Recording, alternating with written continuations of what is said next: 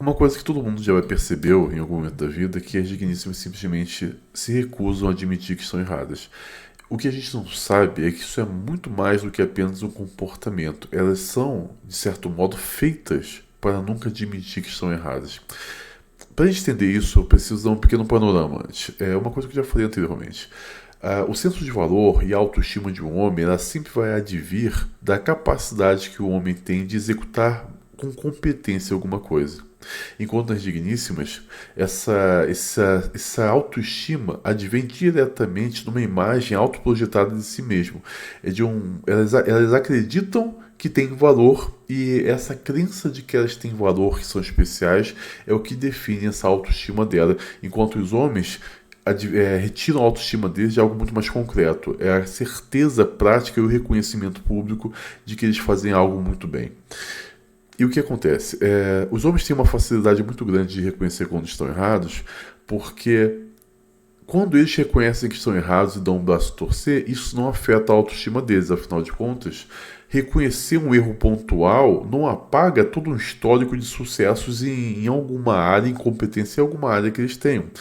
Por haver essa separação muito clara, ele pode reconhecer o erro sem que a sua autoestima sofra com nada disso. As digníssimas não.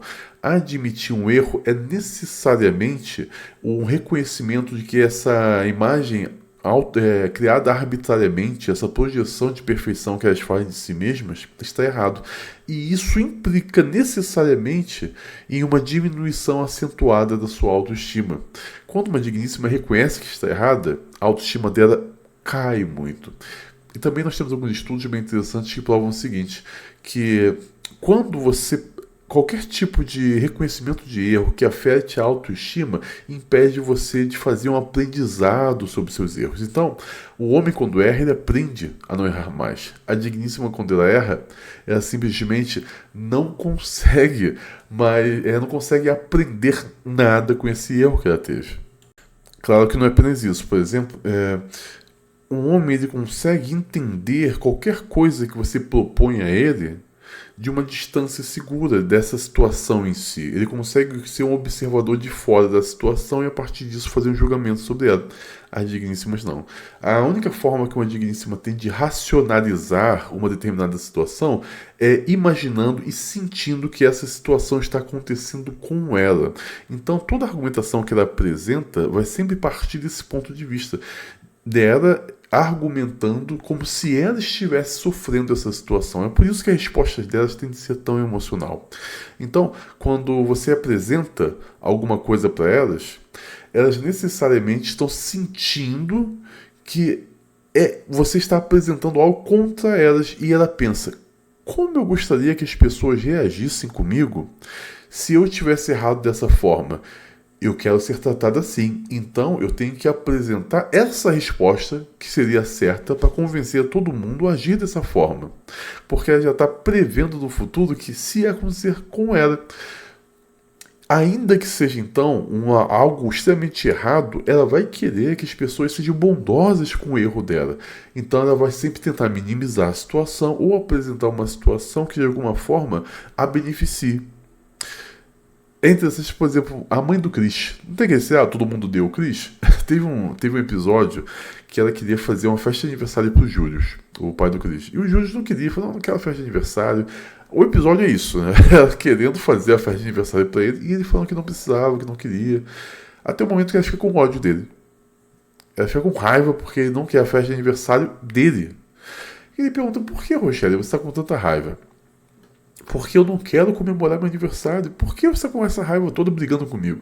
Aí ela fala o seguinte: tá bom. Aí você não quer comemorar o seu aniversário agora. E quando eu quiser comemorar o meu, você também não vai deixar eu comemorar. Aí ele falou: não tem nada a ver. Você tá pensando então que eu tenho que comemorar o meu para que você possa comemorar o seu? Era isso mesmo. Então, acabou que ele, para agradar, comemora uma festinha mendigo para festa de aniversário que eu queria para ele. Mas eu quero que vocês vejam isso. Ela não estava insistindo tanto na realização da festa de aniversário porque ela queria fornecer uma festa de aniversário para o Júlio. Ela estava insistindo demais nessa festa de aniversário porque ela queria que ninguém a impedisse de comemorar o próprio aniversário. Na mente dela, e é assim que a mente das digníssimas funciona, se ele não comemorasse o dele, isso poderia significar que em algum momento do futuro ela não poderia comemorar o dela, e coisa que ela não poderia admitir. Então ela tinha que forçar o cara a fazer essa comemoração do aniversário dele. É por isso que as respostas digníssimas são tão emocionais. Também tem a questão da vergonha, né? Nós temos alguns estudos bem interessantes que mostram que as digníssimas elas têm um limiar de vergonha extremamente mais baixo do que os homens.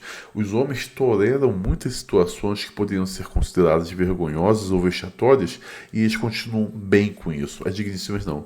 Elas têm um medo praticamente patológico de qualquer coisa que possa levá-las a sentir algum tipo de vergonha. Então elas fogem totalmente disso.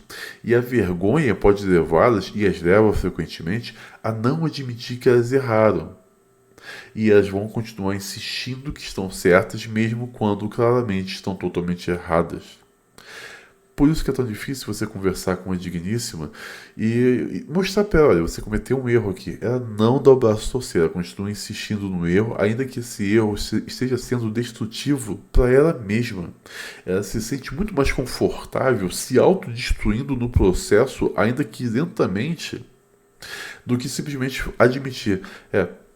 Eu cometi um erro, essa ideia que eu tive não foi a melhor, a gente poderia ter feito algo segundo o que você diz.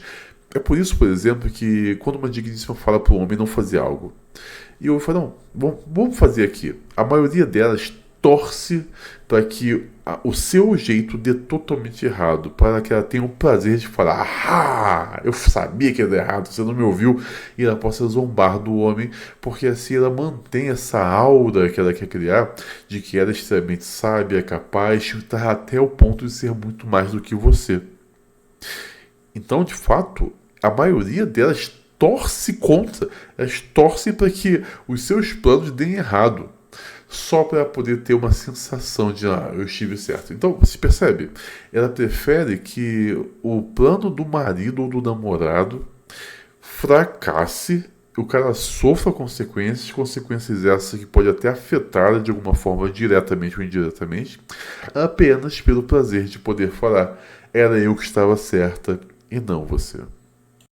Então, em vista disso tudo que a gente está conversando aqui, você tem que entender que dificilmente a digníssima que se relaciona com você, seja namorada, esposa, noivo, o que quer que seja, ficante, dificilmente ela vai conseguir chegar e falar com você, não, realmente, eu errei.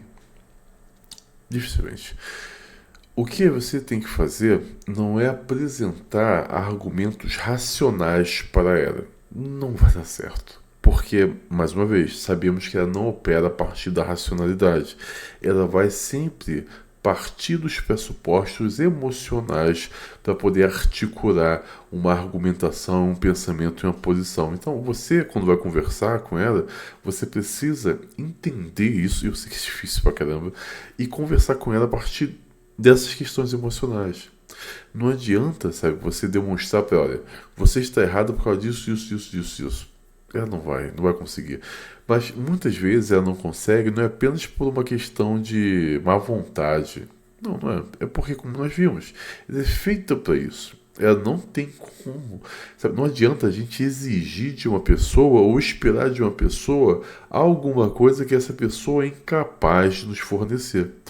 Então a gente precisa conversar com elas a partir dessa perspectiva emocional, apresentando para elas uma argumentação que mostre você pode se sentir segura em admitir que está errada e não haverão consequências além do que precisa ser resolvido agora. Resolver algo agora não fará com que eu perca o respeito por você, não fará com que eu te veja como uma pessoa pior, não fará com que eu não te dê algo que você mereça no futuro. Ao contrário, você reconhecendo seu erro agora vai me ajudar a tratar você cada vez melhor. A ser um namorado, um marido, um ficante, uma coisa melhor com você. Pois vai melhorar a nossa relação. Você não precisa ter medo disso. Esse é o caminho correto. Eu sei que a maioria dos homens não quer ouvir isso. O que a maioria dos homens espera é que elas reajam de uma forma totalmente diferente. Seria muito melhor se fosse, mas a gente tem que ser realistas. Não vai ser.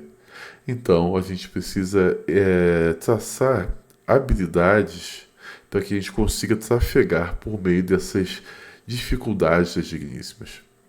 Da mesma forma que ela é obrigada a desenvolver habilidades para tratar você melhor naquilo que ela não compreende ou que ela gostaria de ser mais fácil. Mais uma vez, a gente não está falando aqui de uma via de mão única, onde só o homem tem que fazer. Não, são obrigados a muitas coisas também. E eu defendo que sejam. Eu defendo que ela tem que ter vergonha na cara e também te buscar a melhor forma de tratar você. Tá bom?